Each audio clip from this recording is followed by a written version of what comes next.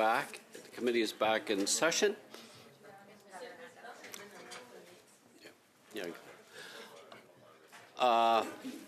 So the committee is back in session, and the committee moved to return to session in public. So we're now in public, and I have three people with their hand up: Madame LaRouche, Madame Katrakis, and Madame LaRouche. No? Okay. Madame LaRouche. Merci beaucoup. Thank you, Chair. First of all, I'd like to point out that 106.4 notice was given 48 hours ago. That's 2 sleeps. I was within the required time frame.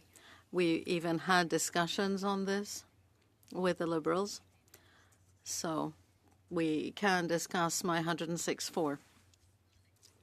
I think what we're seeing in the news, particularly in Quebec, journalists are getting calls from hundreds of seniors who haven't received their benefits for 9 months now.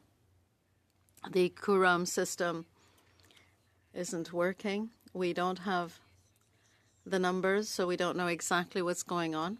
I received a message from an employee of the minister who said, if you have any problems, do write to me. But that's not what we need. What we need, as my text says, is the motion that I'm now tabling to elucidate the number of seniors having difficulty with their pensions. We would like to hear for 2 minutes Ms. Patty Haidu and her officials, Mr. Joel Lightbound, Minister of Transformation, Public Works and Acquisitions, in order to answer the committee's questions on the Coram software, in order to establish a quick and efficient action plan to deal with problems in processing old age security benefit applications, and on past and present cost overruns on the latest by February 6, 2026. Seniors who have been waiting have a right to this, as do officials who give a very low rating to the software. We just want answers, Chair. I'd like to ask to suspend, please. Pardon? Pardon? I didn't hear. Can we suspend, please? We have not seen the motion, and it's being distributed. But okay, we'll suspend for. I mean, really, we have to stop doing this. We'll committee member, we'll suspend for two moments. Suspend.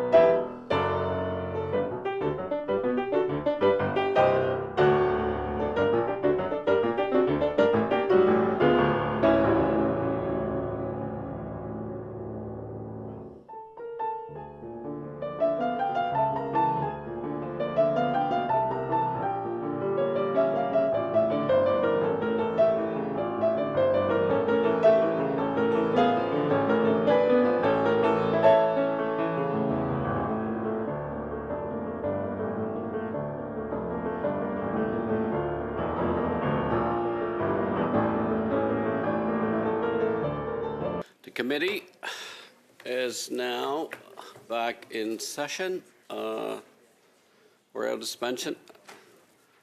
I just want to be clear on a couple of points. The 48 hours is simply a direction to me as the chair, Ms. LaRouche, to call a meeting. It does not give you priority to move anything. The letter that I received, the 106, duly correctly signed, the chair then must, within 48 hours, schedule a meeting, and the meeting must occur within 5 days. So we had not got to that. This was a regularly scheduled meeting, but the committee, as in all committees, by majority or consensus, can alter the agenda of the meeting, which there was a motion made to go in public. We began in camera doing a review of the study, and there was a motion made, and it was approved to go in public. So that's where we're at. You had your hand up, and then I had Ms. Katrakis. So we are now in public. Madame LaRouche, I believe when we suspended, she had the floor, right? Yeah. You had the floor, but you were referencing a motion you were wanting to make, and then I was going to Ms. Katrakis and then Ms. Goodrich. Madame LaRouche. As I was saying,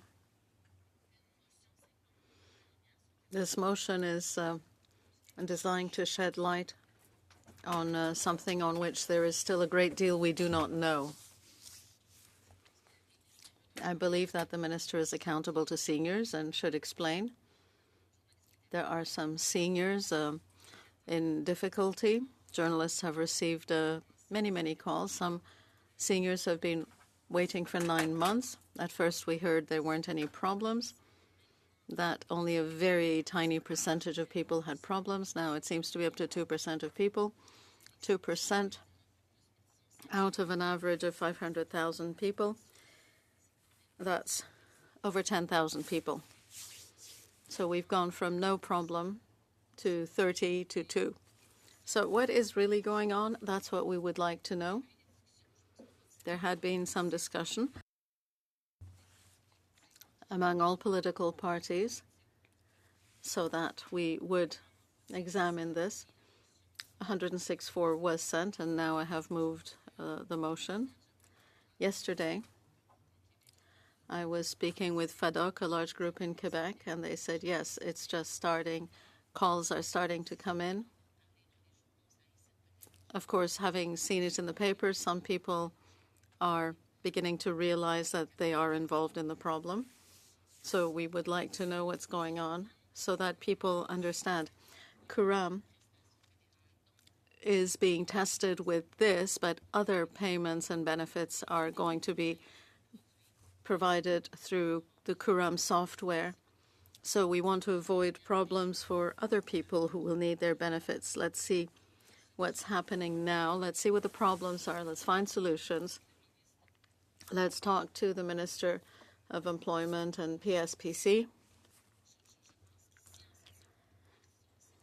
I think we can have those 2 meetings, one with each of those 2 ministers, and find solutions. And then we can carry on with the committee's other work. But I think the opportunity to spend 2 hours with each of those 2 ministers is crucial, since the seniors getting their old age security often needed to pay for their housing and pay for their food. So missing out on that for 9 months can send you into a real poverty spiral. We need to put questions to the minister. I think it's by putting questions that we'll get answers, because right now the questions that we put in the House get very variable answers. And all they're saying is, if you have problems, write to us. That's the kind of email I get, and that's not a suggestion for a meeting. Let's meet, let's talk, and let them explain so we can find solutions. Madame LaRouche, Madame Katrakis, on the motion. Yes, thank you, Mr. Chair. I'm just wondering if our colleagues would be open to a friendly amendment, only the date, mid-March instead of February 26th. We're in agreement with everything else but the date, and the reason for that is because we have been tasked by the Committee of Finance to get back to them by February 27th. So Feb 26 would be too close on the BIA. So we're just wondering if there would be a willingness to do maybe March 10. Je vais peut-être je vais avoir à discuter. I'll have to talk about this. Could we suspend so we can discuss the friendly amendment? Suspend for 2 moments. Suspend.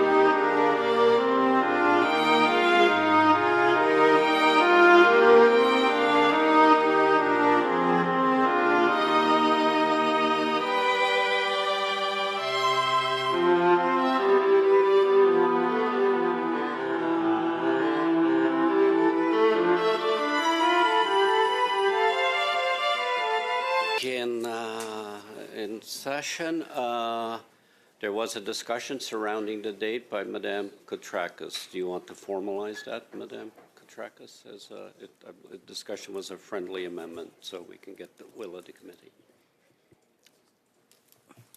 Yes, I would like to hear from our colleague, Madame Larouche, if she is okay with the friendly amendment. I said mid-March, but we can say no later than March 12th. Pas plus tard que le 12, c'est ce que vous avez dit. Moi, No later than March 12th, that would be okay. I do understand that we have people to talk to about the budget, but we don't want to take too long before going on to our following studies. So I think that's a good compromise. No later than March 12th. Okay, then do I see a consensus on the amendment to the motion? Madame de Rocher? Juste, on aimerait proposer un autre. We would like to move another amendment that the committee invite. Oh, yeah. I thought we were consensus, so go ahead. Yes, there was a consensus. I was reading a consensus on the date, which was an amendment. Now we will have to, I'm open for discussion on the motion of Madame LaRouche as amended, unless Ms. Goodrich had her hand up. Yeah. I'll go to Thank you, Mr. Chair, and merci à ma collègue. Point of order. I have two, because I'm a procedural problem. First is the concept of a friendly amendment, which does not exist in our standing orders, and the clerk may clarify that. So we have an amendment which has been made by Madame Koutrakis. I believe if you have consensus, it still needs to be noted as a amendment that has been passed, and then we can move back to the original motion. And then we had already an indication of a second amendment, but we should dispose of that first amendment first. And I just think that for the matter of the public record, in a public Thank you record. for the intervention. We were dealing with, we term it in this committee, we've used the term before, friendly amendments, and the committee by consensus. Point of order, can I ask where in the standing orders it exists? It was within the committee. The committee, by its consensus, can move procedurally, but it was an amendment on the date, right? So it was, let's just call it an amendment to the main motion. Okay, that satisfy everybody? So it was an amendment to the main motion that there was a consensus on. Now we're back to the main motion as amended. I had Ms. Goodrich and then Ms. DeRoche. Thank you. Mr. Chair, I think this is absolutely something that's important to make sure that we're studying because, frankly, the Phoenix Pay Center debacle has left people that are still struggling to get paid. And so this is something that we are starting to hear this. I actually had someone reach out to my office back in August sharing their concerns because they had had an exceptionally long delay to get their OAS. They had decided to extend getting their OAS to 67, and when they applied to get it after talking to their accountant and their financial planner, 150 days later, and they still hadn't received it. And when they reached out, and each time they had to reach out, it was typically 25, 30 minutes on hold, very stressful. And this particular senior contacted our office not necessarily because she was in urgent need, but because she was really frustrated with the system, and she knew full well that others that perhaps didn't have the same luxuries and the same privilege she did were going through this and having all kinds of frustration. And so this is something that I think is really important to look into. There are many news reports of this happening in Quebec, and they've gone to journalists because my guess is they're not listening. These people have tried going to their Liberal members of Parliament and haven't been able to get any kind of answer, because I know when we brought this forward, we weren't able to get any kind of answer. And so I think that perhaps this is a really important piece for us to look into and make sure this isn't the next Phoenix Pay Center. And to make sure that all the ducks are in a row, because if they're going to be planning to roll this out to other programs and other places where Canadians are going to get paid by the government, we want to make sure that there are no bugs in the system, because I still have people in my riding that work at Floor Wing Cold Lake that get overpaid, underpaid, all because the government decided to roll out a broken system, which was the Phoenix Pay Center. Thank you. Rolled out. Yeah. Madame DeRoche, on the motion that was now amended, do you still want to? Thank you, Mr. Chair. I'd like to propose an amendment that to the motion that each minister testify for 1 hour as opposed to 2 hours. This is a very focused, targeted discussion on one issue. We're having the ministers testify for 1 hour on the Budget Implementation Act, which is much broader, and that has proved sufficient. So if we could have, I'd like to propose 1 hour each of the minister, accompanied by their officials. So you're moving an amendment? I'd like to move an amendment. To the motion as amended. So debate on the amendment moved by Madame DeRoche. Mr. Dennis. Yeah, Chair, maybe I'll just point out again that I don't know that these amendments around the time that ministers are invited to appear are necessary anyways, insofar as that ministers can't be compelled to appear. So if the minister comes back and says, I'm going to appear for 1 hour, then we can all have whatever feelings we do about that. I would prefer that we have ministers for 2 hours in the BIA, but ministers will decide in any event.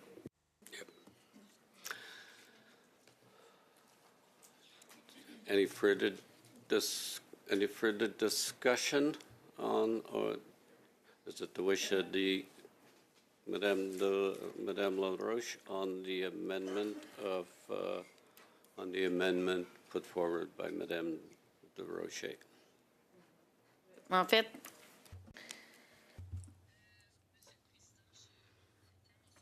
Chair, we'll see how long the ministers come for. But I think 2 hours actually goes by very quickly.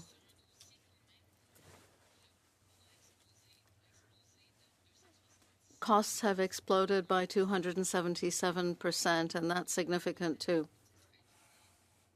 Minister Haydu will be coming, but we'd like to know what's happening and what the impact is on seniors. And I think the answers we've been receiving, which vary enormously, aren't enough. So even knowing how many cases, how many people are affected, that would be something. And as I said, there is over $1 billion in cost overruns. It's gone up to 17 billion. So that's a cost increase of 227%. That's huge. We'd like to know why, from Minister Lightbound. Other projects have seen huge cost overruns. So we'd like to see what's happening with other software systems. So that's why I would like to see the ministers. I would like us to invite them for 2 hours, and then, of course, they'll do what they do. And with a friendly amendment, they'd have until March 12th to appear. We've been cooperative. We've spoken to our counterparts. All three parties have spoken. We're acting in very good faith. But as I was saying at the outset, we were told there were no cases, this wasn't happening, and then we had fluctuating responses. So I think there is some bad faith there, Chair. I don't want to keep coming back to this. But you said that there was no compliance with the 48-hour notice, but at 1:53 on Monday, that was received by everyone. So we are 2 days away from this meeting. We have acted in good faith, Chair. All we want is details. I would leave things as they are with a friendly amendment, because if we limit it to 1 hour,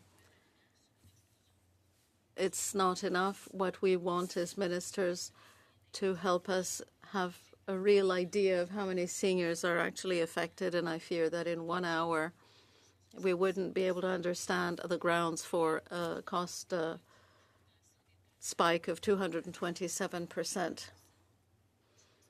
And we're getting vastly different answers about how many people have been affected. So we would like to see them for 2 hours. Madame de Rocher, on the Thank you. motion as amended. Thank you very much, Mr. Chair. I will just say how disappointed I am. I feel like this is just typical Liberal behavior. We're wanting to see accountability and transparency. We're just asking for ministers to come. I know there's been past motions that have been passed in this committee with timelines to have ministers appear, which has not happened. So I absolutely think that 2 hours is a fair ask, and we will be voting against the proposed amendment that the Liberals have to reduce transparency and accountability for their ministers. Thank you, Ms. Falk. Madame de Rocher, you had your hand up. Thank you, Mr. Chair. We're happy to, we're happy to go with the original motion as, I'll withdraw the amendment so that we can actually move on and properly use taxpayers' time. Thank you, Mr. Speaker. Okay, you need unanimous consent to withdraw your motion. Do we have unanimous consent? I get a thumbs up here. I assume on this side. Madame LaRoche, do you give unanimous consent to withdraw? Okay, I have unanimous consent to withdraw the amendment of Madame de Rocher. We will now go to vote on the motion of Madame LaRoche as amended. Recorded vote, clerk. Thank you, Mr. Chair. Madame de Rocher? Mr. Oliphant? Yes. Monsieur Joseph? Oui. Ms. Koutrakis, Oui. Ms. Falk, Yes. Mr. Janis, Yes. Ms. Goodrich, Oui. Mr. Reynolds, sorry, Yes. and Madame Larouche. Oui. All right. 9 yes. The motion of Madame LaRouche as amended has been adopted. Committee members, I would like direction, if it's your wish, to return to in camera until 9:15. While the minister is appearing at 9:15. How long does it take to get in and out of? It takes five minutes plus. That's not what happened before. It's like a good 10, 15 It takes, yeah. So, but it's, what's the wish? Do you wish to suspend to 9:15? We don't, oh, Madame Falk. Thank you very much. What I would like to do is move a motion right now. And if, I will just say, just for Madame Desrochers, yeah, if they're not ready to make, if the Liberals aren't ready to make a decision on this, just to let us know. But I would like to move that pursuant to Standing Order 108-2A, that the committee undertake a study of at least 6 meetings on housing starts in relation to federal programs in Canada, that the committee invite the Minister of Housing and the President and Chief Executive Officer of CMHC to appear separately for at least 2 hours each, that the committee invite other witnesses selected by its members to appear, and that the committee report its findings and recommendations to the House. So we know that housing starts are down, and we haven't actually had an opportunity in this committee to, housing is a massive portfolio, to be able to study this session in regards to housing. And we would actually like to be able to do this once the study that we just passed regarding the 1064 letter that the Bloc had put forward, to do that immediately after that is completed, to do this immediately after that is completed. Again, if the Liberals want a moment to discuss this, that's fine. We do understand that we have the minister coming here in 15 minutes, and we would like to honor her time while she is here at committee. Thank you, Ms. Falk. The motion moved by Ms. Falk is in order. It's been on time. Yeah, I'll just add that it is on, it was put on notice, so every member should have it. I believe is in the digital binder. Yeah. Okay, I have Madame Desrochers, and then Ms. Koutrakis, and then Mr. Janis.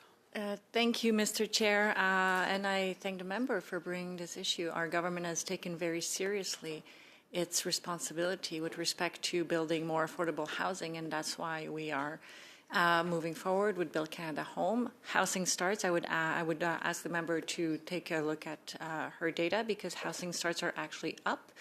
It's a complex problem. There are different issues in different cities. I think it's a very worthwhile subject to and relevant for this committee to study. However, we'd like to ask to suspend so that we can review the motion. Thank you.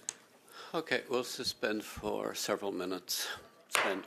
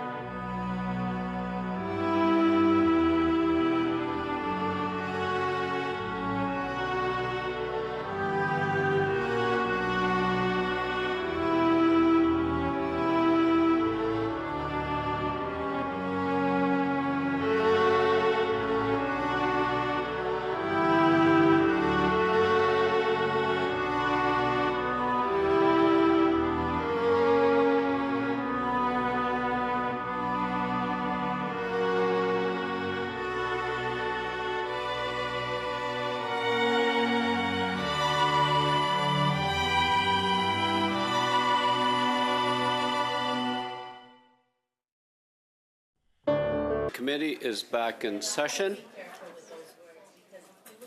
The committee is back.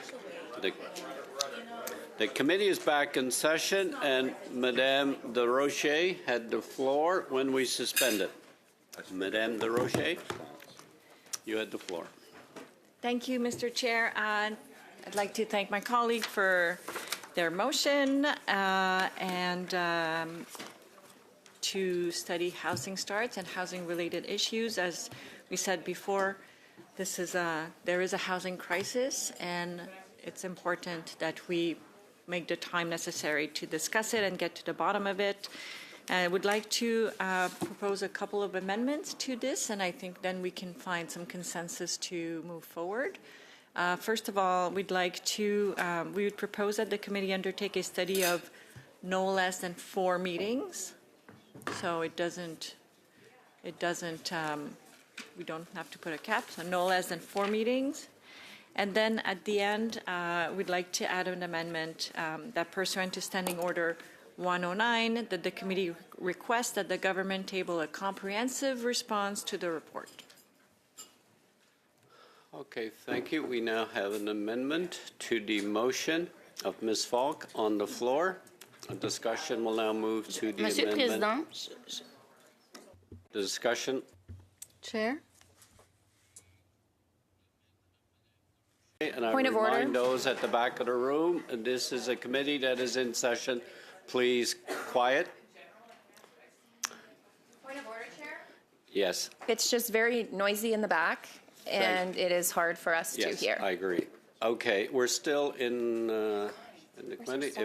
If I could ask the members at the back of the room, simply respect the meeting is in session, and we're dealing with a subject matter before the final hour.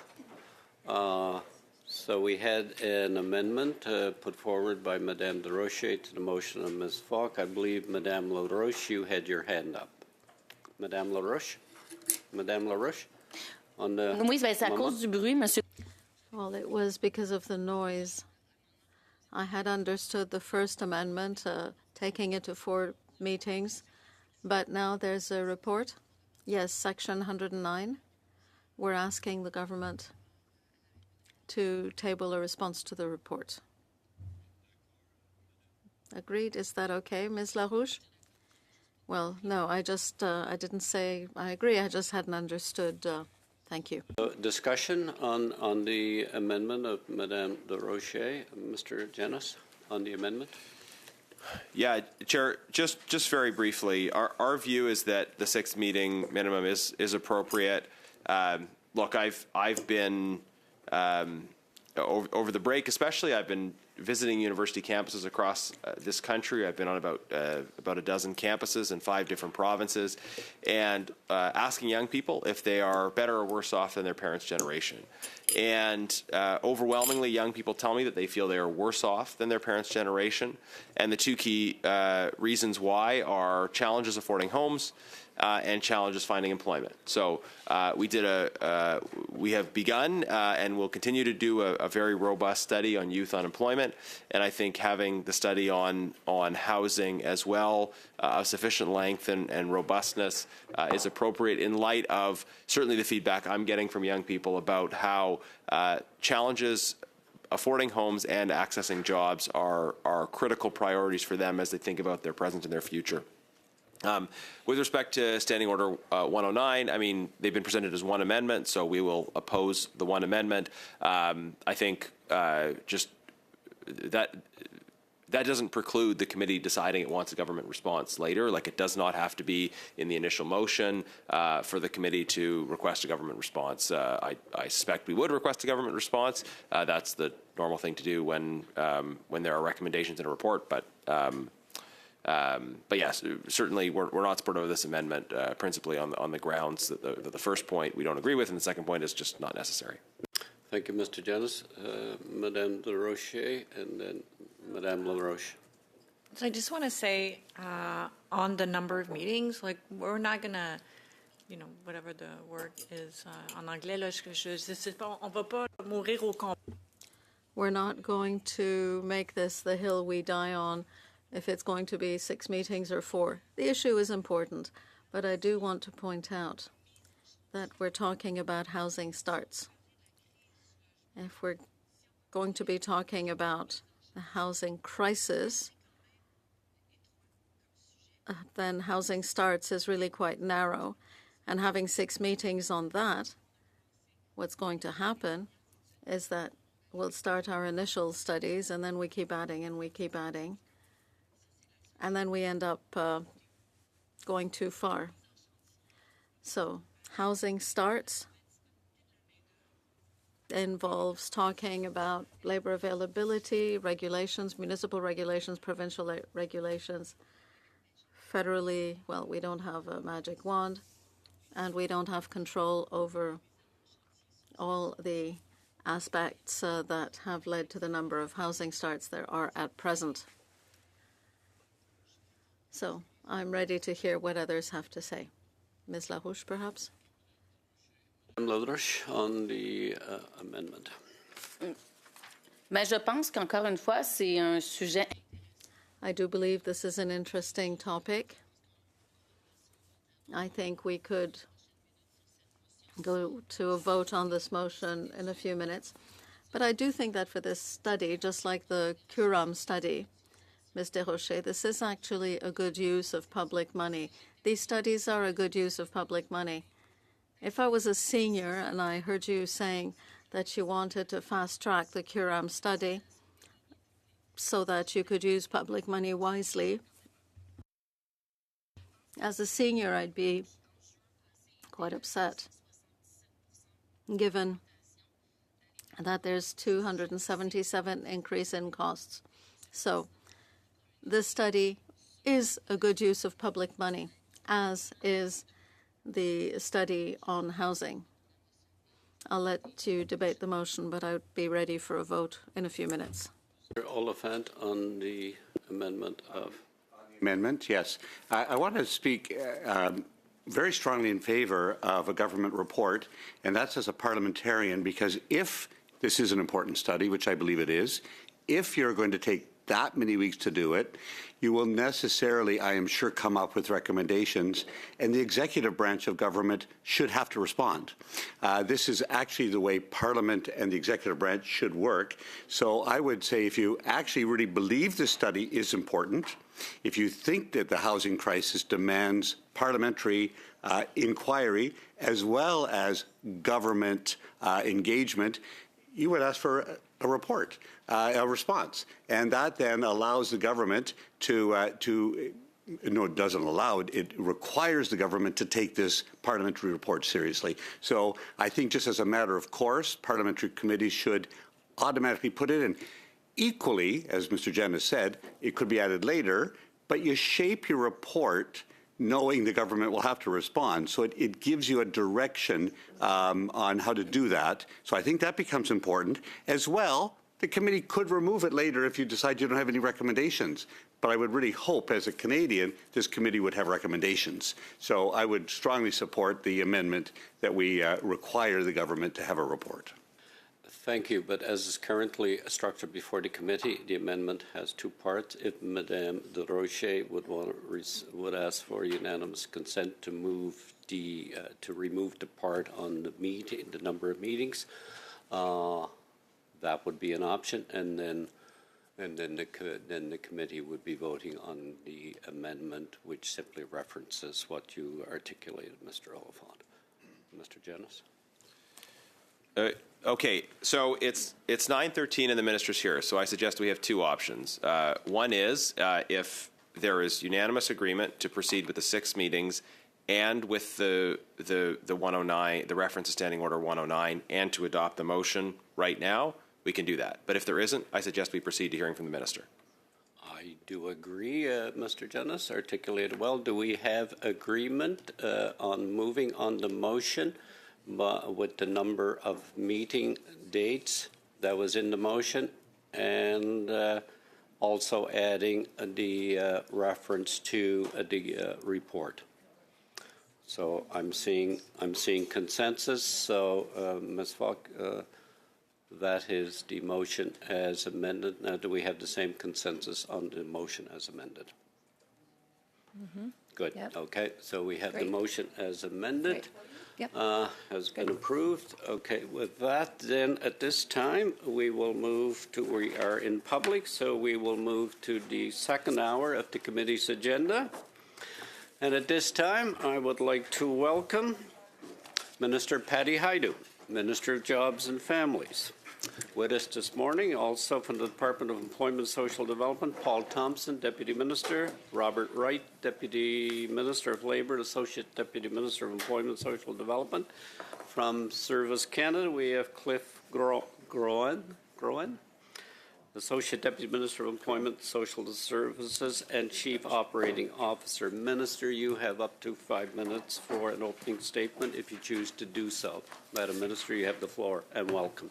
Well, thank you very much, Mr. Chair, and it's a joy to be with you here on the unceded traditional territory of the Algonquin and Anishinaabe First Nation. And, of course, you've made an introduction of the deputies that serve the vast department of ESDC, and I'm really grateful to have their presence here. Thank you very much, gentlemen. Listen, I know this committee has been studying the work that the government is doing to make everyday life affordable and to make a real difference in the day-to-day lives of Canadians.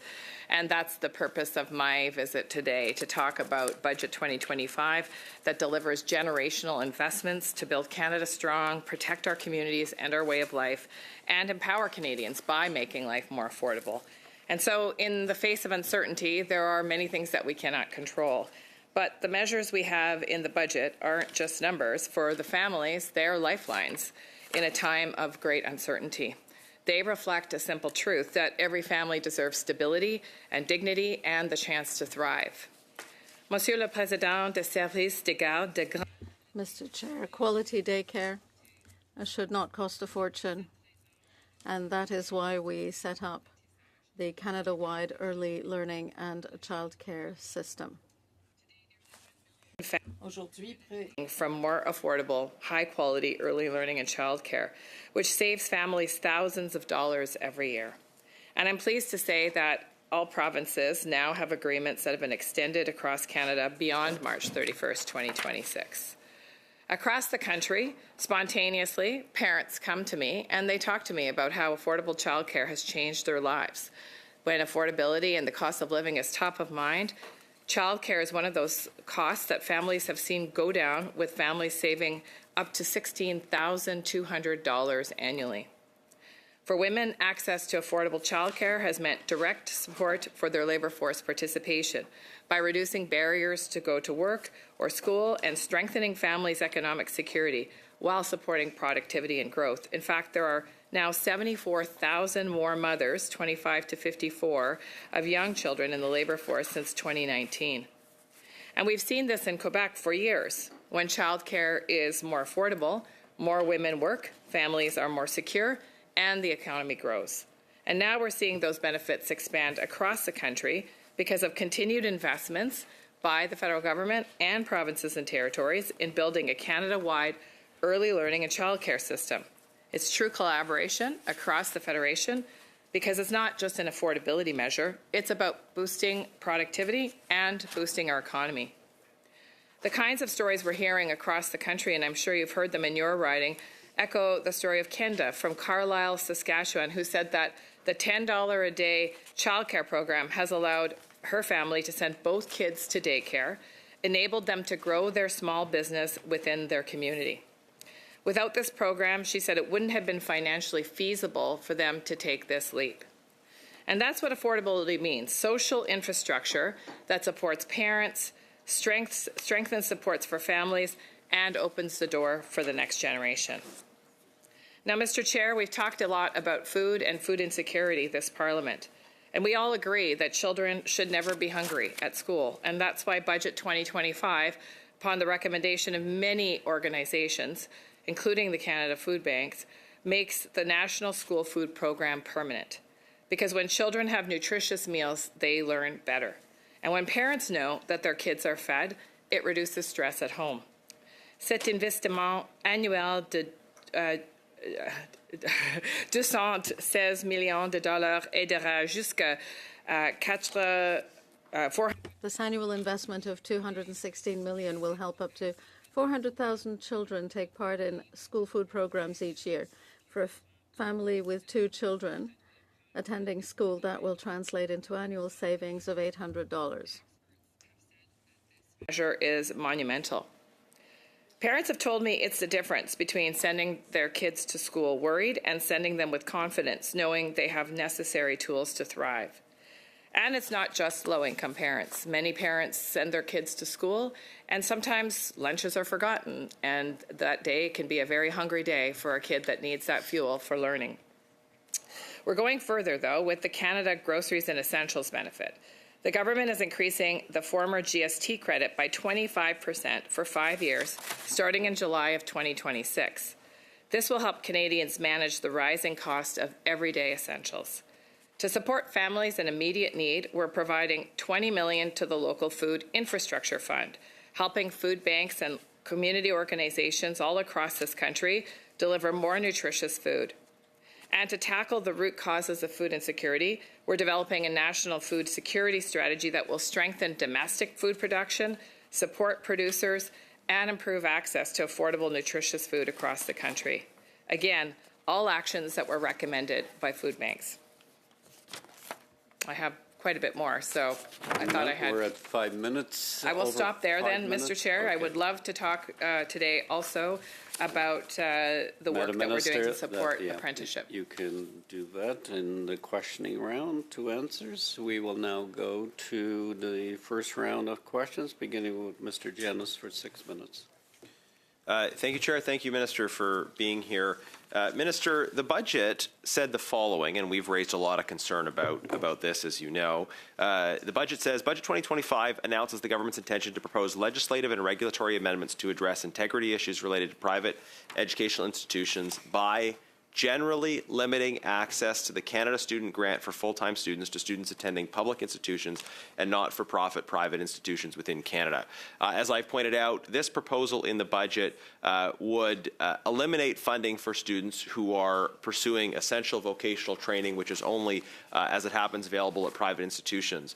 I do want to note that the Budget Implementation Act, which we're discussing today, does not implement the provisions that were foreshadowed in the budget with respect to this. It makes some changes, but they are very different from what is in the budget.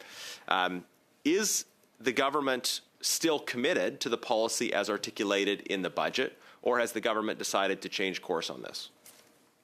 The government is committed to making sure that when young people purchase education, that education actually is accredited and is actually valuable in terms of their productivity and their work experiences.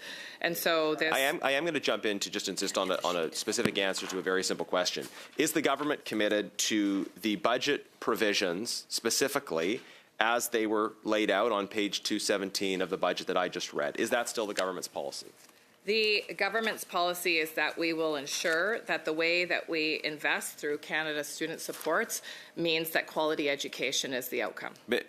Minister, you're a minister of the Crown. It doesn't seem to me that it would be that difficult to say if you stand behind the budget or if you don't stand behind the budget. Do you stand behind the budget at the specific provisions on page 217 in the budget that I just read out? Do you stand behind those provisions? As I said, the focus of the government is to deliver supports to students so that the expenses they incur for education are actually resulting in quality education and that results in labor attachment. Right. That's a great objective. Do you agree with and stand behind the policy laid out in the budget, page 217? What I will repeat is that the focus of the government is to make sure that students who are utilizing Canada's student learning supports will result in education that is valuable to them. What we have seen is an increase Minister, in institutions. it's incredible to me that you can't give a simple answer to the question about whether the government still stands behind the policy. Well, so the simple question is, does the government maintain and continue to have as its policy, the policy articulated on page 217 of the budget? It's just yes or no. Do you stand behind that policy announcement in the budget?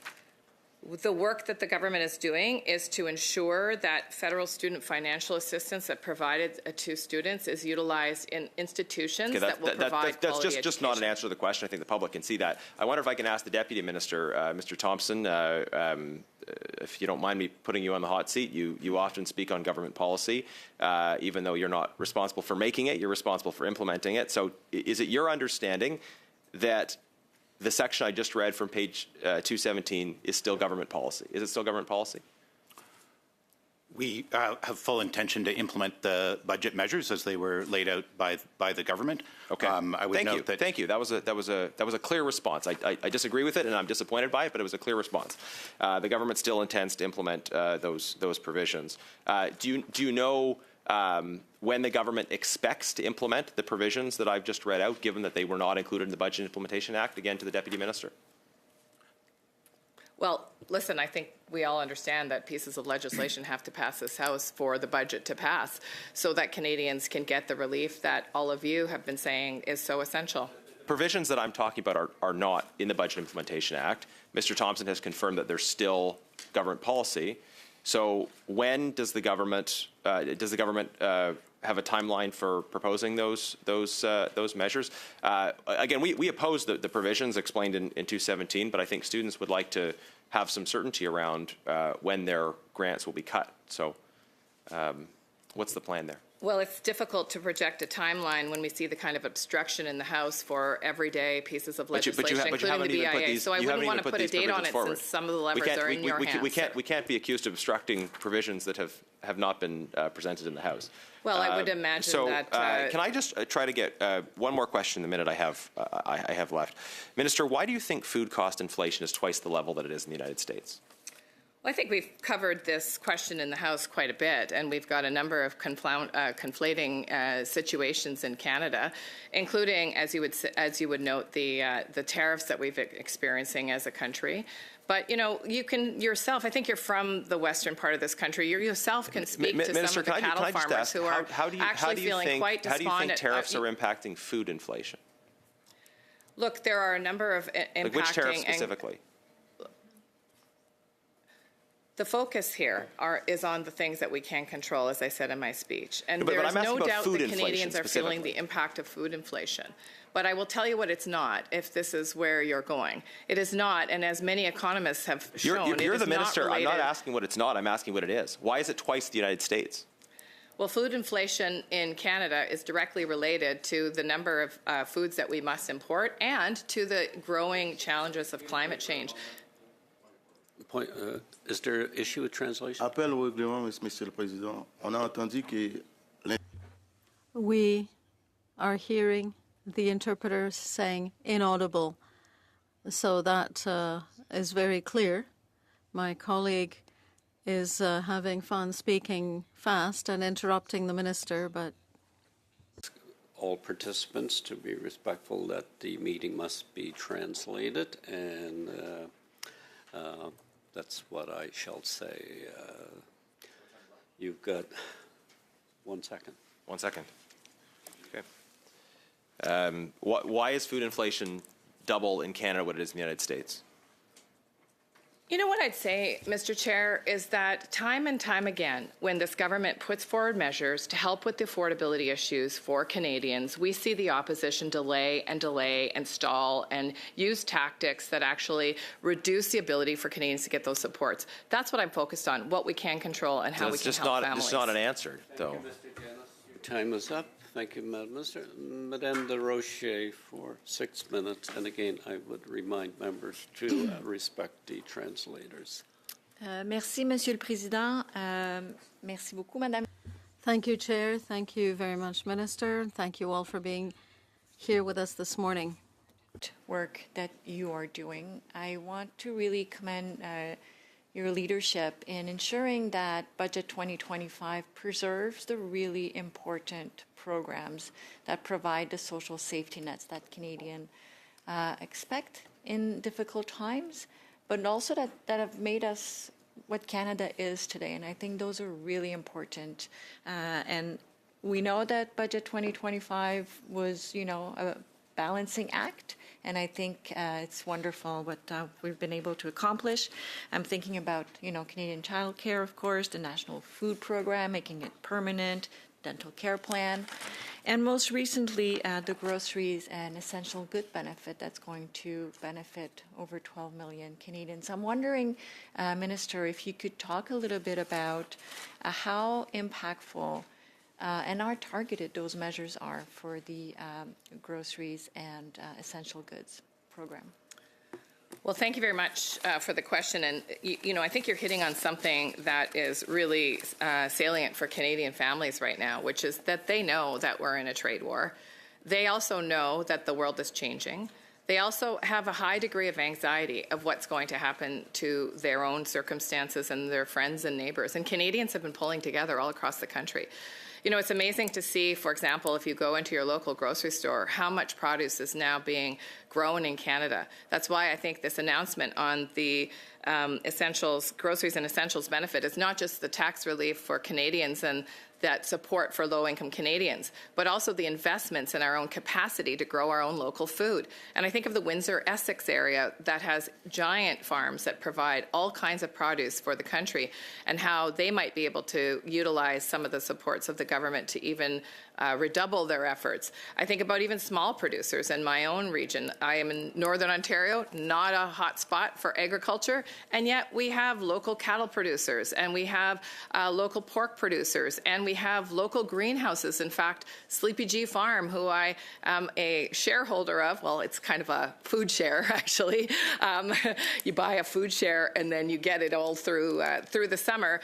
These are the kinds of local farms that are really excited about the announcement because it's going to help increase their capacity, not just to produce food, but to store it and distribute it through local food economies. And that's what the intent behind the latest announcement is. It's support directly to families, low-income families, but it's also support to the entire ecosystem so that we can have a stronger system of sovereignty when it comes to food producing. And that's at the local and at the large industrial scale.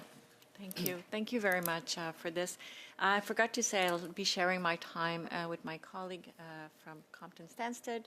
So, and maybe since my colleague, since we're talking about agriculture, I think I'll pass it over to her. Merci beaucoup. Merci, Madame Desrochers. Madame la Ministre, merci. Thank you, Ms. Desrochers. Minister, thank you for being here. I represent a riding that's largely regional, a good part of the city of Sherbrooke, and 35 rural municipalities that vary between being 100 people and several 1,000 people strong. There is clearly a shortage of labor, significant shortage of labor in the region in agriculture, tourism, and manufacture. So I welcomed the note in the budget that showed that labor-related immigration would be regionalized to assist and support areas affected by customs tariffs. We recognize that the economy or labor is largely a responsibility, or economic immigration is a responsibility of the Quebec government. What can we do to increase labor in the regions? Thank you for the question.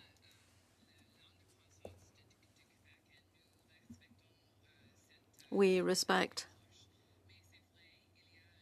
Quebec's approach, but it's true that there is a labor shortage in some regions, like very rural areas. The same thing happens in my area, northwestern Ontario. Celebrate what we do with immigration.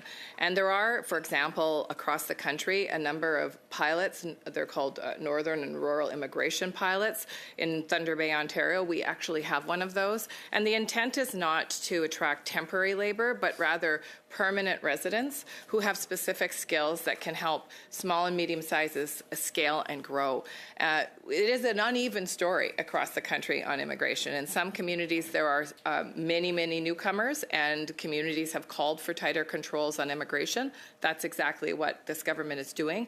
But in other communities, there are a severe shortage. In fact, I met with a particular company outside of Quebec City that produces stainless steel, one of our only producers of stainless steel, and they're utilizing some temporary foreign workers who they would like to make permanent because the temporary foreign workers have been there for many years and have specific skills related to their business. The company's name was Julien, and very, very sought after stainless steel worldwide. So this is the work we have to do together to make sure those levels are right, that Quebec maintains its independence and its immigration approach, but that we also focus on pulling together in these very rural areas where we see a shortage of labor. Merci. Merci, Madame Danduron. Thank you, Ms. Danduron. The members that if the translators cannot translate properly, I will suspend the meeting because participants must be able to fully engage in both official languages. So one is talking over the other, they cannot translate it, and we will suspend if that occurs. Madame Laroche, pour 6 minutes. Ms. Larouche, you have 6 minutes. Thank you, Chair. And thank you for being here today, Minister, to answer questions on topics that are very important. It's an opportunity to reiterate just how prescient Quebec was for so many of these topics. You talked about daycare, but let's remind everyone that it's the Quebec model that was put in place by a woman who had the vision, Miss Pauline Marois, who set up public daycare centers, and they've been the envy not only of Canada but many other countries around the world. It's an interesting model, and it has shown that it helps lift women out of financial difficulty and makes it possible for them to go back to work and share in the economy. So we strongly believe in it. I brought this up because you talked about daycare in your opening remarks, and I wanted to point out that Quebec had been way ahead in this. You talked about temporary foreign workers. In agriculture, they are necessary, but there's manufacture and fabrication that hasn't been subject to the same standards as agriculture.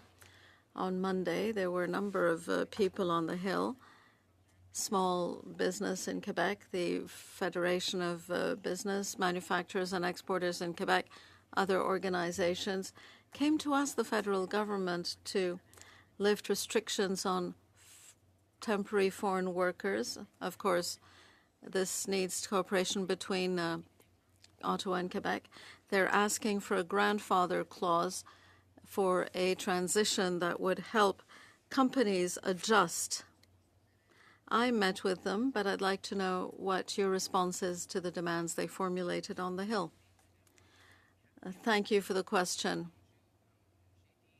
As I said, that is a very important issue. It's important to rural areas. I also had meetings with these groups. And listen, you're right also that this is a relationship between Quebec and the federal government.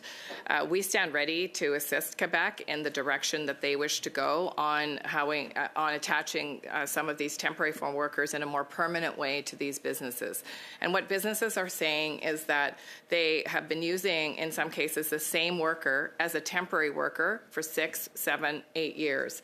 And the challenge that they have is they don't want another replacement temporary foreign worker. What they want is to be able to incorporate this worker into their business and enterprise permanently, and to be able to make their families, who are often here and living with them, all of them paying taxes, as permanent residents. And so this is the challenge, I think, that the businesses are expressing. They also want a short-term solution, though, in terms of not losing that person, extending their temporary status while they work on this permanent status. And that's conversations that are happening right now between the province of Quebec and the government of Canada. We will act in accordance with Quebec's wishes. This is really a Quebec-led process, and we stand ready to assist Quebec in the direction they choose. Oui, c'est ça. Ce sera donc un enjeu So it will be an issue to watch because it will be significant to the survival of some businesses in the region. Coming back to C-15 and compliance with Quebec's areas of jurisdiction, how is the government ensuring that application of C-15 will be in compliance with the exclusive areas of jurisdiction that are Quebec's in areas relating to family, social services, and education? Tell me what C. Just a budget. Okay, sorry. Budget act. Well, thank you very much. And yeah, I don't, there are many, many bills, so I don't have the number at hand. But listen, what I would say is that the GST will apply, rebate will apply to all people who are getting a GST rebate. Yes, I see members opposite laughing, but, you know, as a minister of a large department, I stay very focused on the work that I'm delivering for Canadians, and memorizing numbers of bills is not really the top priority for me. What the top priority for me is making sure that I deliver for Canadians in the responsibility areas that I'm being asked to. So thank you very much again for the question, Madame Larouche. And what I can say is that all of the work that we do is in compliance with the direction of Quebec, but in particular, the GST credit will apply to all Canadians that are entitled. Bon, parce que vous avez parlé, je vais vous laisser mettre votre oreillette, Madame la ministre, parce que vous avez parlé du... I'll let you put the earpiece in. You talked about the GST credit to help families and organizations that are supporting families in difficulty. Some people say it would have been a good idea to have monthly installments because both groceries and rent need to be paid for every month.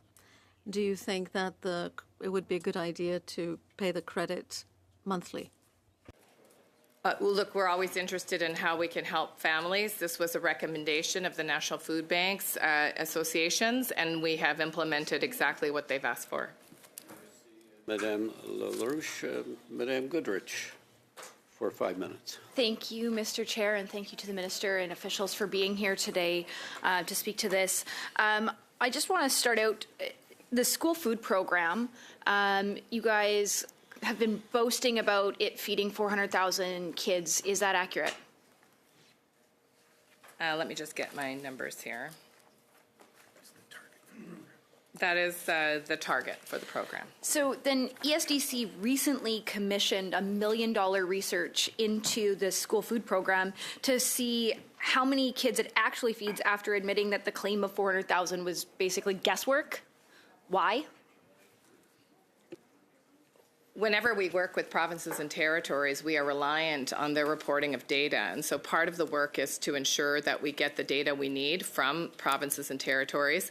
I will say that all of the provinces and territories are working closely with the department so that we can assess how this additional boost to any school food programs they might already be delivering is helping. The other thing I would just point out is that the school food program is in reflection of many calls by many advocates to fix the patchwork of systems that exist across the country. And I appreciate this. As a mom, I don't want to see a single kid go hungry. I don't know any parent that wants to see any child go hungry, especially at school. We know that is so critically important. What is, however, very concerning is you rolled out $1 billion project. You boasted about the fact that you were feeding 400,000 kids, and then you had to commission a study for $1 million to prove how many kids were actually getting fed. Like, why not spend that $1 million just feeding kids? Well, you say that you deeply care about kids going hungry, and yet every measure that helps parents feed their kids, you vote against.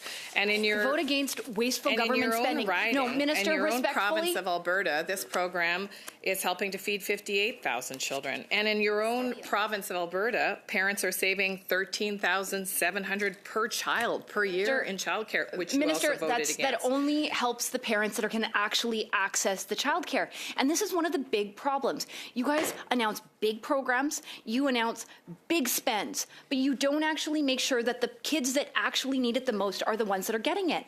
And so in my home province of Alberta, I'm very proud of the work that the government of Alberta has done in terms of creating new spaces for childcare, in terms of ensuring that low-income families have access to these supports, and in ensuring that the utilization is up there for childcare. I'm also really proud of the fact that Alberta has had a school food program for decades.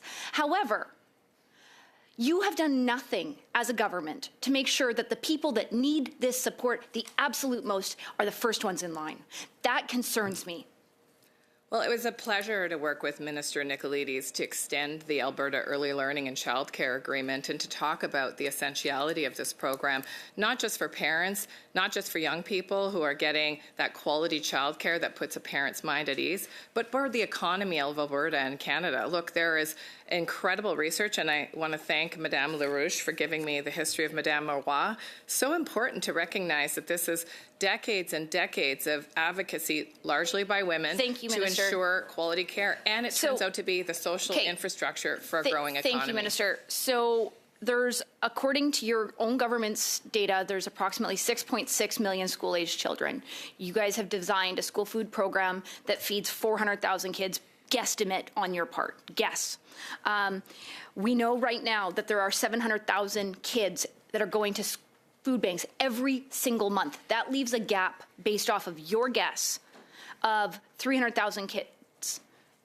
Like, what's up? Like, why such a disparity? Well, this program was never meant to replace already existing provinces' programs of school food. The challenge was that different school boards had different regimes. Some school boards were not able to afford a school food program at all. And the federal government agreed with the provinces and territories to help out because we agreed with the premise that no kid should be hungry at school. It's not meant to replace provincial programs. It's meant to augment provincial programs. Thank you, Minister. And I want to thank the provinces for doing this work because I think everybody agrees that growing brains are essential to the next generation of successful Absolutely. adults. I have very little time left. You've had time to consult with your officials, I'm sure. My colleague, Mr. Jennis, asked about food inflation. You said tariffs. Which tariffs are impacting food inflation? Just which tariffs? I think the real question. No, Canadians you said tariffs. So I'm asking specifically which tariffs impacted food inflation. You said it. Are you just speaking, or is there an actual answer here? Thank you, Ms. Goodrich. Your time has gone by. We'll move to Madame Koutrakis for 5 minutes. Thank you, Mr. Chair, and thank you, Minister, and the officials for being here today and for answering all the questions and helping Canadians have a better understanding of what this government is doing to make sure that we are there every single day for the challenges that they face and that we've got their backs. Minister, youth employment, we hear so much about youth employment, and I know that in your opening remarks you ran out of time, and I was wondering if I could give you the opportunity to continue with your commentary as it relates to skills trades and all the various support programs that are in place to help with the youth employment issue. Well, thank you very much,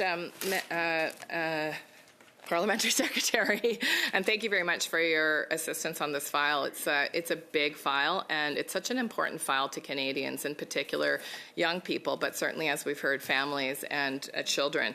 And as you're right to ask about youth unemployment, and we are very focused on what we can do in the short term and in the long term to bring down youth unemployment. Youth unemployment is obviously a challenge not only for those young people, but sometimes for the experiences they might be missing out on that will help build their resumes and their careers. So for this summer, for example, we're increasing Canada student jobs by 40,000. So there'll be 100,000 Canada student jobs across the country, including in many of my colleagues' ridings, despite the fact that they vote against this program. They are avid users of it. I hope that means they recognize how important it is to the young people in their ridings. We also have increased the student work placement program by 55,000. It'll create 55,000 opportunities for students in 26-27. This program is very important because it provides students with paid work experiences in their area of study, and the research shows that that results in better attachment to workplaces, and provides workplaces, in a way, an ability to test run a young person who often blows their socks off and ends up with a permanent job in that particular employer. And finally, we will be continuing to support the many programs through the labour market transfer agreements and through direct delivery to a variety of different hardworking and well-serving organizations around the country who help with very specialized, challenging situations that youth find themselves in. Thank you for that. Minister, during periods of economic uncertainty, workers need to know the system is there for them. Can you outline how recent EI improvements are helping workers navigate layoffs and job transitions with dignity? Such an important question because, of course, the uncertainty and the impact on specific sectors like auto, steel, and indeed forestry and lumber, aluminum has meant that there have been layoffs in certain sectors. And despite the overall numbers that shows that we're, holding steady, one job loss is too many, and many people feel very, very scared when that happens. I've been on EI in my early years, in my 20s.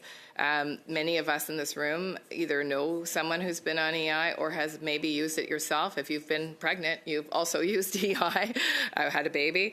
And so at the end of the day, employment insurance is like a long-standing social safety network, and that's why the Prime Minister early on decided to strengthen it and create new measures that could support people in the case of sudden layoff.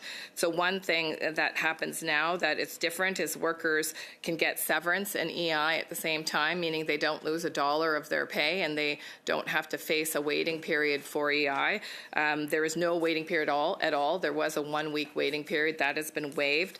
And indeed, long tenured workers are getting 20 extra weeks because sometimes as a person who's worked for a long time in an industry or in an employer, for a specific employer needs time to adjust. We've also got an additional about $400 million to provinces and territories to help with the immediate readjustment work around navigating the workforce, figuring out how to update their resume, sort out some of the job searching, and determine if there is skills training that can be tapped into immediately. And so we're working really collaboratively with provinces to make sure workers are supported no matter their situation. 20. If you had to leave Canadians with one last message, how important is it for the budget to pass in order to deliver for Canadians? Well, I think Canadians are not looking for animosity and delay tactics and obstruction right now. I think Canadians are seized with the urgency of this moment. In fact, it was interesting to hear former Prime Minister Stephen Harper call for unity, including across the corporate sector, that this is a time, a distinct time in the history of Canada where we see Canadians pulling together who are not asking themselves what partisan stripe they are, but asking themselves, how can we help each other? And that's what the budget builds on. It builds on a notion of being there for each other. Thank you, Madame Koutrakis. Madame LaRouche pour 2 minutes et 30. Ms. LaRouche, 2.5 minutes. It's very interesting to hear you talking about employment insurance, Minister. Today, we were to look at a report on seasonal workers industry and employment insurance as it relates to them. We were to look at the report today. There are a great many recommendations of what the report indicates needs to change in the system. I hope we'll have an opportunity to come back to it and pass it. But given the number of recommendations we need for EI, there is a real case for reforming it and modernizing it. We will be tabling legislation to that effect, and we do hope we can come back to the report at an upcoming meeting. Minister, my question on C-15, the Budget Implementation Act, why does it not provide for the possibility for Quebec to opt out with full compensation? Just one moment. The last sentence? The possibility for Quebec to opt out with full compensation.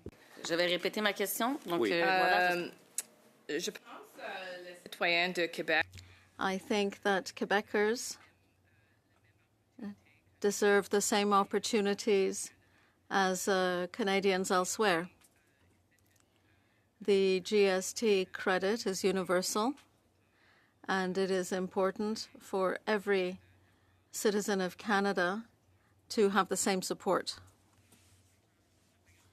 that is a federal program, and that's why I was talking about the right to opt out with full compensation for Quebec.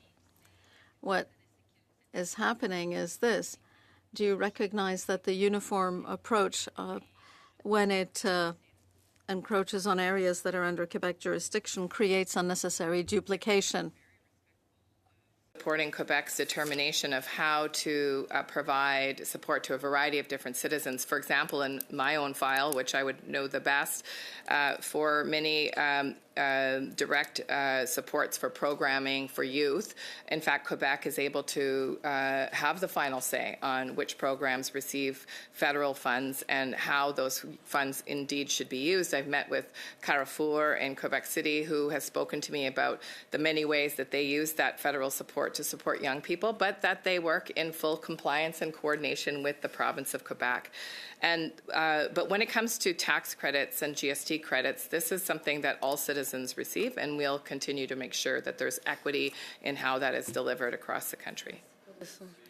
See, Madame LaRoche. Mr. Reynolds for 5 minutes, please. Thank you, Mr. Chair, and thank you, Minister, for coming here today. So I just wanted to clarify, I don't know if you thought I was laughing about the Bill C-15 thing, but I wasn't actually, being the new guy here, I don't know bill numbers either, and I said to my colleague, I'm glad I'm not the only one. Thank you very much for clarifying that. It felt a little personal, and you know, No. there are a lot of bills flying around. I don't know the bill numbers either. So anyways, this government is standing in the House every week talking about nation-building projects and the need for more skilled trade workers. One of the biggest issues that we have in this country with the skilled trades recruitment is retention. For many, many years, the federal government offered the apprenticeship completion grant, which paid $2,000 per apprentice upon completion of their program. Also, the federal government offered the apprenticeship incentive grant. This grant paid also a total of $2,000 per apprentice, which was given throughout the program. Additionally, there was the apprenticeship incentive grant for women, which was paid a total of $6,000 for women in the trades. These grants helped dramatically with retention. They actually helped me when I was going through my apprenticeship 18 years ago. Can you explain why, with all the discussion around these nation-building projects and trade worker shortages, this Liberal government decided to cancel these programs in March of 2025 and did not bring any of these incentives back in Budget 2025? Well, thank you very much, Mr. Reynolds, and thank you for representing skilled labor in Parliament. It's great to have a tradesperson. I know there might be others, but certainly you've been very vocal about your experience, and that's helpful. My son as well is a skilled tradesperson, and I can tell you that I'm very grateful that you also were able to avail yourself of the apprenticeship grant, because what our data has shown is, in fact, not many people are actually utilizing the grant, and it's not driving completion in the way that it was designed. We have every intention of bringing back financial supports and grants to apprentices, because I agree with you. Money may be part of the barrier, but we're also working with the CBTU and other skilled trades organizations to understand how to deliver that in a way that's really going to break through. And, you know, just in the experience of you know, my sample size of one, but certainly up close, personal, that journey can be really fragile for individuals where they're experiencing, for example, layoffs and seasonal work. And so we will be coming back with how that's modeled. Can be tough, yeah. Based on. I went through it myself, yeah. Yeah. So based on the I'd like to get to my advice next question, of apprentices actually. and skilled trades workers. So another program that was offered by the federal government over the last number of years is the Apprenticeship Support Program. This program would pay employers that hired a brand new first-year apprentice up to $10,000 for a newcomer or someone from an underrepresented group, specifically women, or $5,000 for anyone else. With all the virtue signaling around needing more trades and specifically women in the trades, how come this Liberal government has made it harder? We are actually relaunching that support for employers in April of this year. The issue around apprentice retention are always with lower level apprentices, typically first and second year. That's because they aren't paid a lot and the grants help significantly make ends meet. As I said, it helped me a lot. Can you explain why and when the government is standing up and praising the trades, apprentices can expect less from this federal government than they did in previous governments, as I expected so many years ago? Again, the data that we have on the apprenticeship grant shows that it really wasn't getting to the hands of apprentices nor of finished Red Seal tradespeople. So what we are doing is working with Red Seal's trades organizations and apprentices to better understand how we can support people immediately. I personally think part of the challenge with the apprenticeship grants was the delayed nature of it. And the reality is that sometimes when people are laid off, they need the money right away, not after a particular block of study. So we're looking at all options right now to do exactly what you're suggesting, which is have the right support in place that's going to help people get through first, second year, and all the way to Red Seal. Well, thank you, Minister. Another issue that comes up, and I've experienced it myself, is there is a delay in EI for apprenticeship. Usually you have to observe the 2-week waiting period when going to school. Has that issue been addressed in this budget? Well, that issue is addressed right now through the EI temporary reforms that were put into place to deal with the unjust tariffs. That's not just for tariff-related employment loss. That's for everybody. So there's no waiting period at all for anyone who's claiming EI. And of course, we're carefully monitoring the situation to see if we need to extend those measures. But obviously, we've had really positive feedback from workers and including tradespeople about these changes because you're right, waiting when you're laid off is very difficult. Have these been permanently implemented, or is this just related to the tariff reliefs? These have been temporary changes to relate to tariffs, and we're examining what to do in the next period of time. Thank you, Mr. Reynolds. It's 5 minutes. Yeah. You were well over it, but it was a very valid question that I wanted the Minister to answer as it targets people we should be targeting. So next, Monsieur Joseph, pour 5 minutes. Merci, Monsieur le Président. Thank you, Chair. Thank you, Minister. I think it's a real pity that for Conservatives there are some programs that simply did not exist. I can confirm that in my riding we have a canteen open to everyone, and many children are going to be able to have meals in our schools. For example, when I'm talking about my riding, it's Longueuil-Saint-Hubert. I have the opportunity to have the Table des Chefs, one of the organizations that will benefit from the National School Food Program, as will the Cantine pour tous program.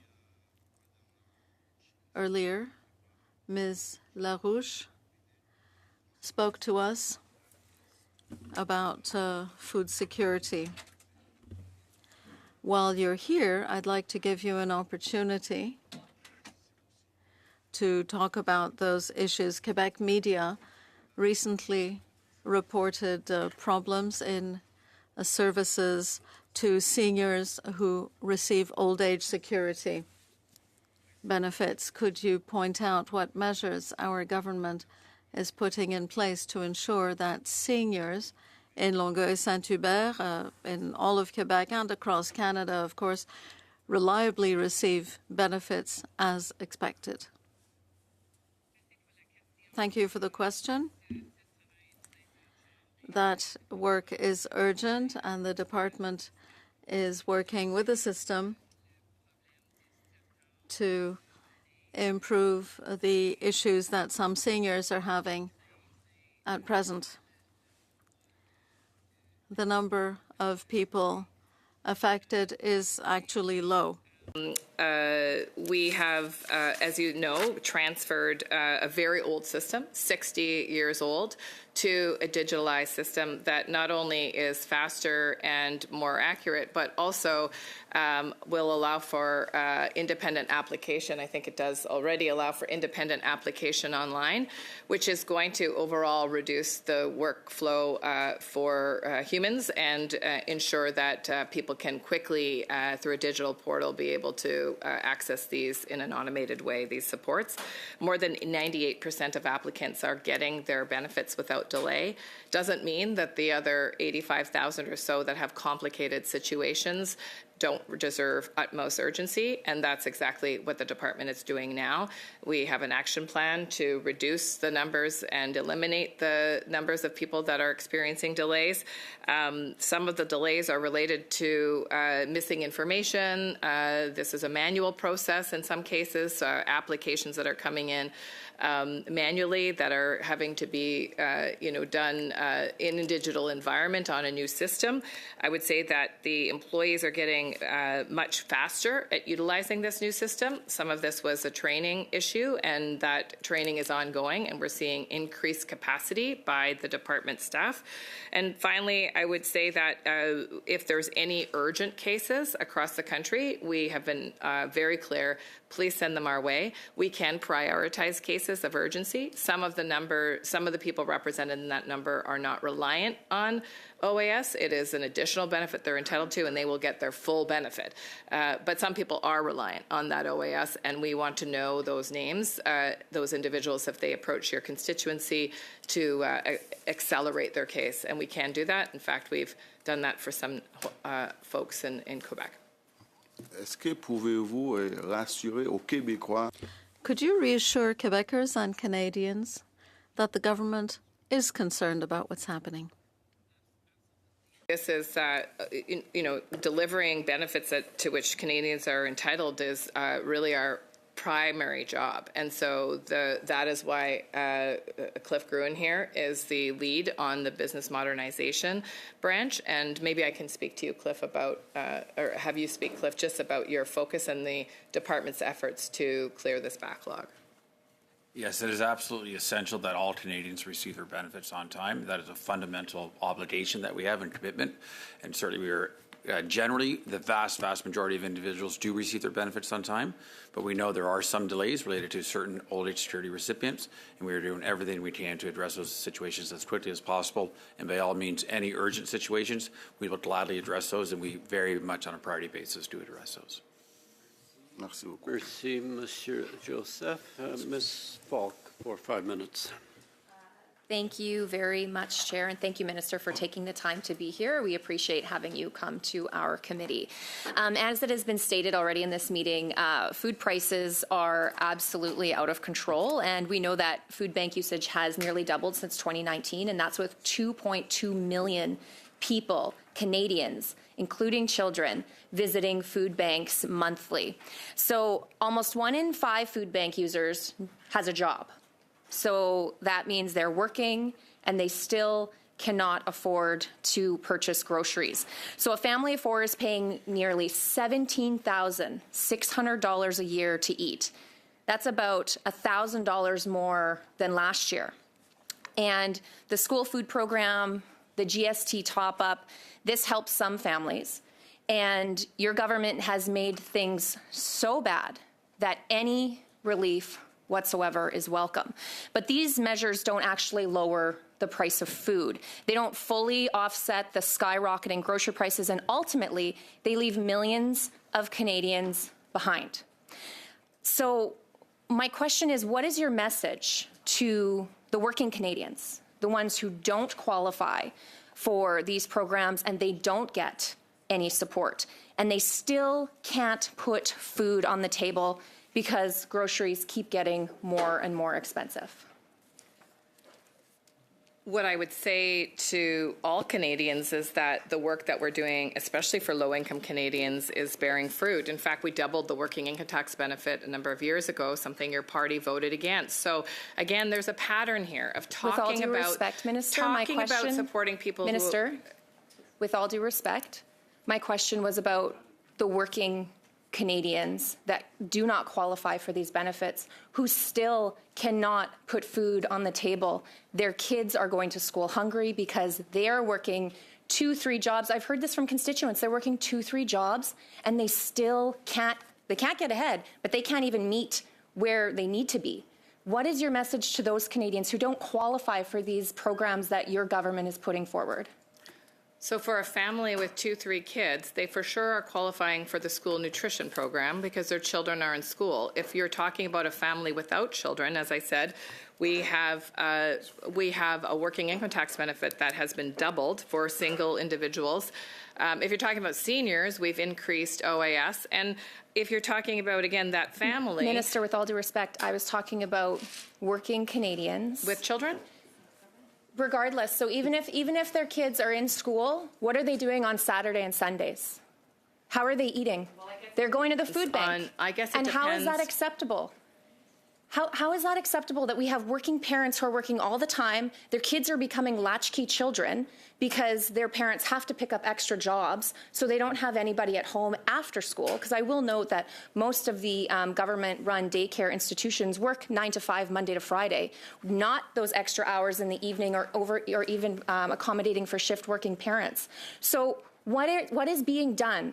And what does your government have to say to those working people that don't qualify for the GST top-up or for the school food program? Because there's a swath of Canadians that aren't seeing any relief from your government. What do you have to say to those Canadians?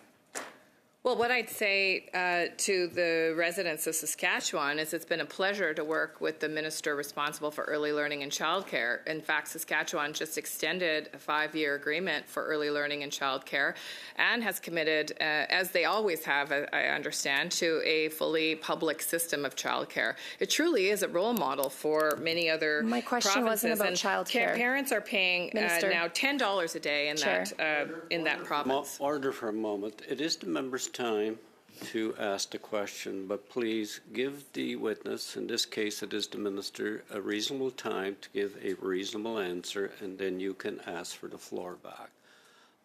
Please. I'll continue then. I wasn't getting an answer for the working Canadians, so I will follow up with my next question. How do you and your government justify the taxing of the growing, the shipping, and the selling of food when these costs are inevitably passed on to the consumers and make groceries more expensive? I know that you and your government don't or say that these are imaginary taxes, which is not true. If you visit any farmer, they will tell you that these are passed on to the consumer. So how does your government justify increasing these taxes, ultimately increasing the price of food?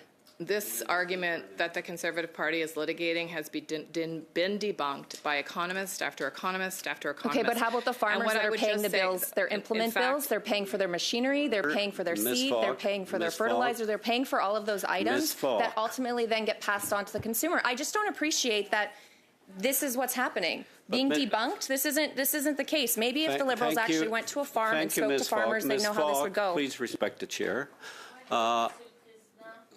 Oui, Madame Laroche. I will suspend if the translation, if the interpreters cannot interpret. Yes, this is very difficult for the interpreters, Chair. Thank you, Ms. LaRouche.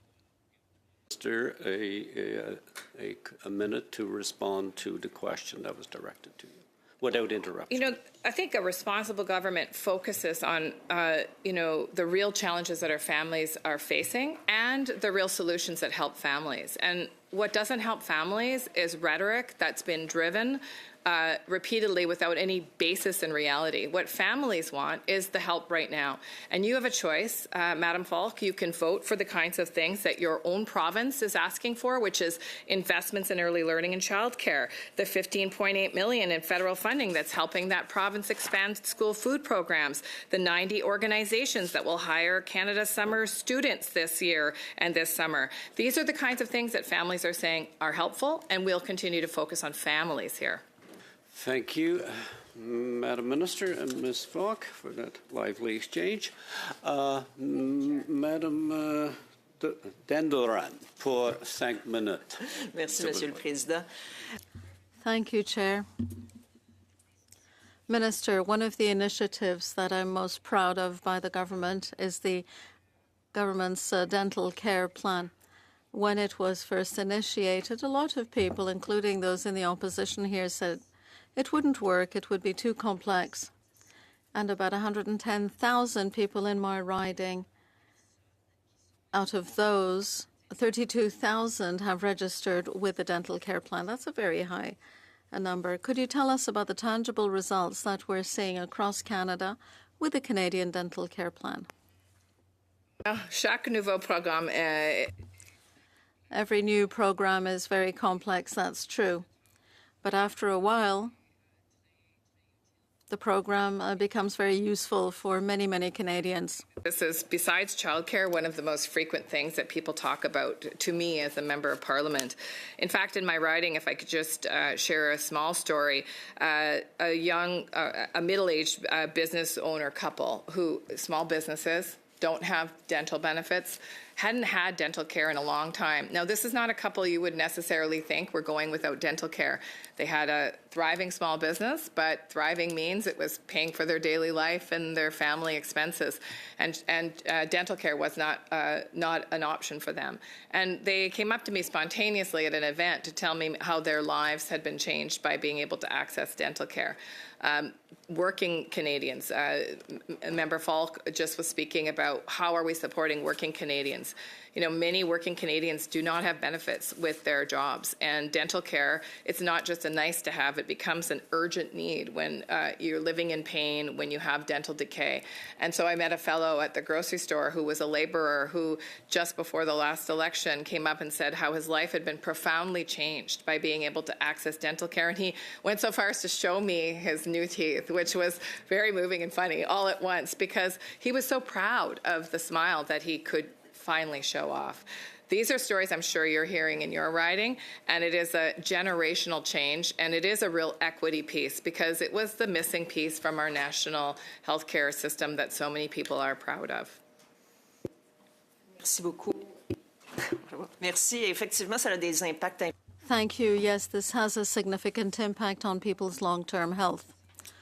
So from an economic standpoint, these are healthcare costs the government will be saving on because people will just be healthier. In the same vein, in a riding like mine, sometimes people are difficult to reach. We offer a lot of benefits, and some people are deprived of those benefits because, for example, they don't file a tax return. So what measures can we take to make sure that people find it easier to access all the benefits and credits offered by the government, particularly in the more rural regions in my riding, where the poverty threshold is, where their poverty percentage is quite high? How can the government help? And why I was very excited in recent months to announce the automatic tax filing that will reach some of the most needy Canadians. In fact, I think I saw a headline the other day that there's about $2 billion in unclaimed Canadian tax credits, whether it's Canada Child Benefit, whether it's access to dental care, or many other tax credits that Canadians are entitled to. And it's sometimes hard for people to file taxes, and people can get behind. So this new measure to automatically enroll people is a pilot. We, of course, want to make sure it works well and that this is something that will be useful. But this means that Canadians will start to access benefits to which they are entitled. This is something, by the way, that poverty activists have advocated for a very long time to implement in Canada because, of course, they know as well that Canadians are going without the benefits they deserve. And if you think about Canada Child Benefit, you know, $7,000 per child, especially, you know, for young children. And obviously that support continues throughout a child's lifetime. That is a giant amount of money for a family that's living in low income. And if they're not getting that benefit, that's a real detriment. I don't know about you, but certainly we do casework in our offices. And some of the most moving stories are when someone finally gets through their complicated tax backlog and they find out they're getting $40,000 in Canada Child Benefit back pay. And in many cases, I've heard moms talk about, you know, buying a vehicle so they can get back and forth more easily with their children, or putting it on a down payment towards a down payment for a house in Thunder Bay, Ontario. That's very feasible. So these are the kinds of stories I think more Canadians need to know, just Merci. How we can help them get those benefits. Merci. Pour conclure, Madame, pour 2 minutes et 30. And to conclude, Ms. LaRouche, 2.5 minutes. Thank you, Chair.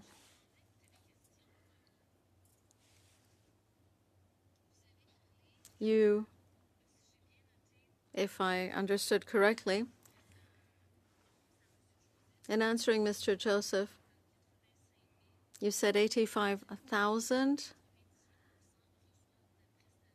Over 98% of people are receiving the benefit in spite of the issues with Curam software.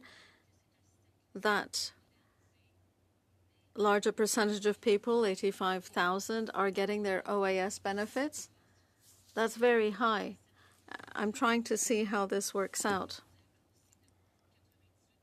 You said over 98%, but I do think you're minimizing the problem, because when a senior doesn't get his or her benefit, that's one senior too many that could be at risk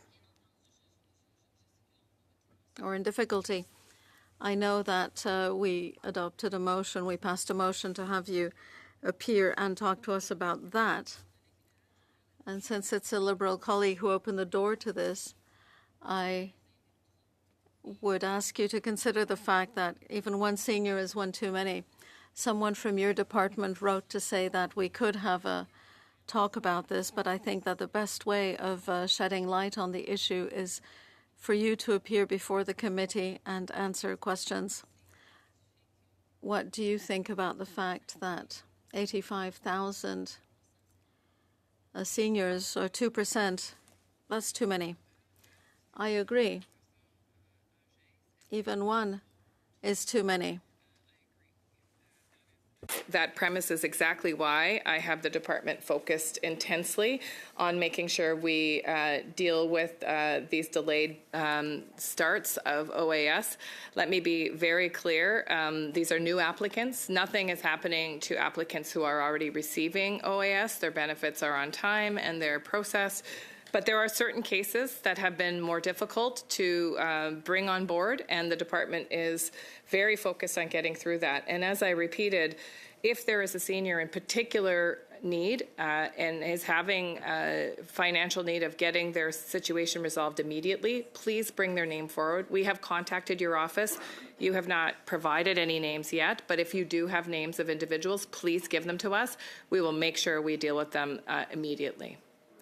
Merci, Madame Laroche. Minister, just before we possibly conclude, one question. You referenced the Canada Student, Canada Summer Job Program.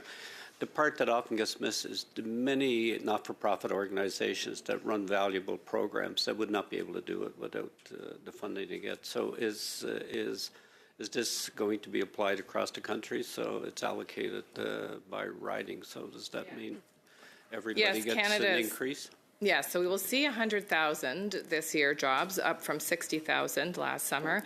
That's to address the specific unemployment needs that we see in youth in particular. But you're absolutely right. It's a real asset to not-for-profits across the country, but also small businesses who have, in some cases, summer surges, maybe in your province because it's a nice place to go in the summer. And a lot of students get those opportunities in various sectors, including tourism. Thank you, Minister, and thank you. With that, is it the will of the committee to adjourn? Thank you, Minister, and with this, thank you, members. Committee is adjourned. Oh, you're welcome.